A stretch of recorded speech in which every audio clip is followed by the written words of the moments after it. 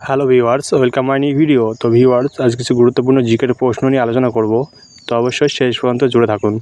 তো আজকের প্রথম প্রশ্ন হলো, কোন কংগ্রেস অধিবেশনে পূর্ণ স্বাধীনতার দাবি প্রথম উত্থাপিত হয়? তো এই প্রশ্নের জন্য সঠিক উত্তরটি হলো লাহোর অধিবেশনে। লাহোর অধিবেশনে পূর্ণ স্বাধীনতার দাবি প্রথম উত্থাপিত হয়। তো লাহোর অধিবেশন হয়েছিল রাভি নদের তীরে। তো এরপর কিছু গুরুত্বপূর্ণ কি পয়েন্ট তোমরা দেখে নাও বন্ধুরা।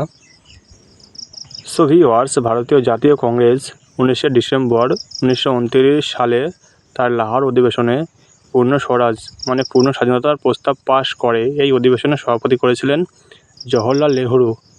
এর পরের প্রশ্নটি হলো, রাসায়নের রাজা বলা হয় কোন অ্যাসিডকে? তো এই প্রশ্নের জন্য সঠিক উত্তরটি হলো সালফিউরিক অ্যাসিডকে রাসায়নের রাজা বলা হয়ে থাকে।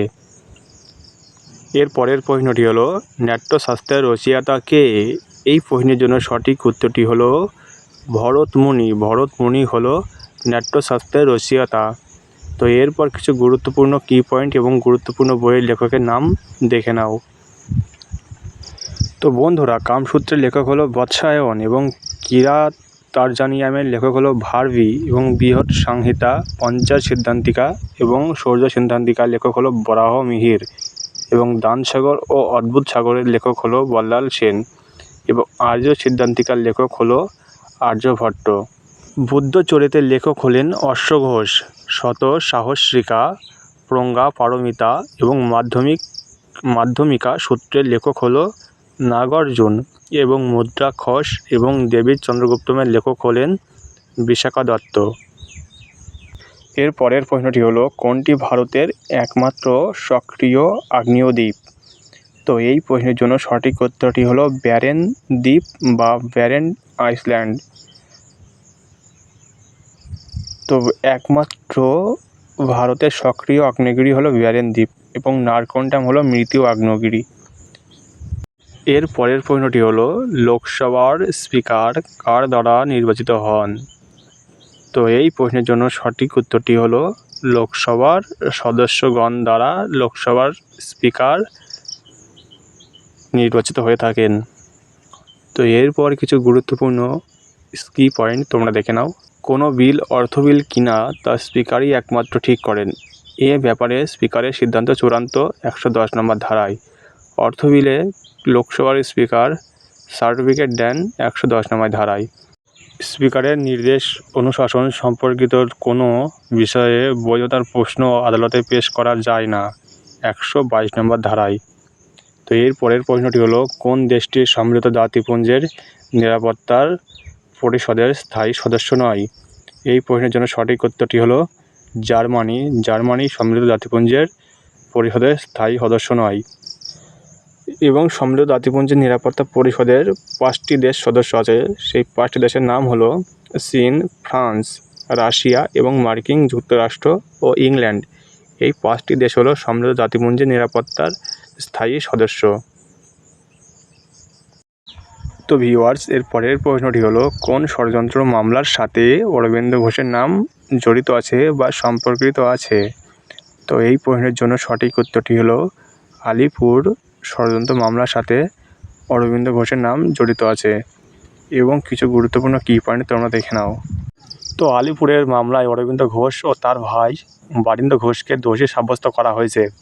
1908 সালে মুজাফফরপুরের চিফ প্রেসিডেন্সি ম্যাজিস্ট্রেট ও কিংসফোর্ডকে হত্যার ষড়যন্ত্র করা হয়েছিল।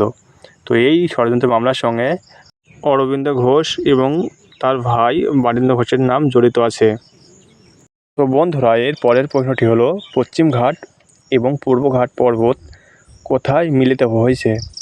তো এই প্রশ্নের জন্য সঠিক উত্তরটি হলো নীলগিরি পাহাড়। নীলগিরি পাহাড়ে পশ্চিম ঘাট এবং পূর্ব ঘাট পর্বত মিলিত হয়েছে। এই নীলগিরি পাহাড়ের সর্বোচ্চ শৃঙ্গের নাম হলো দোদাবেতা। তো এরপর কিছু গুরুত্বপূর্ণ কি পয়েন্ট তোমরা দেখে নাও। তো পশ্চিম ঘাট এবং পূর্ব ঘাট নীলগিরি পাহাড়ে মিলিত হয়েছে। এটি তামিলনাড়ু, কর্ণাটক এবং কেরালা রাজ্যগুলিকে কভার করে পশ্চিম ঘাটে একটি অংশ গঠন করে।